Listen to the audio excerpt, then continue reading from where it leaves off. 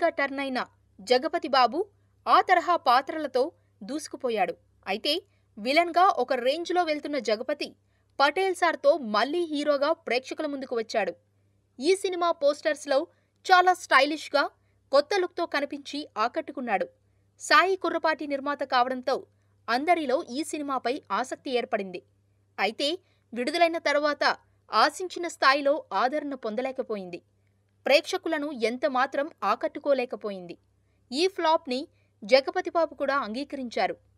తాజాగా దీని గురించి మాట్లాడుతూ ట్రైలర్ చూసిన ప్రేక్షకులు ఈ సినిమా హారర్ థ్రిల్లర్ అనుకున్నారని, తాము ఫ్యామిలీ స్టోరీ చూపించేసరికి నిరాశ చెందారని అన్నాడు.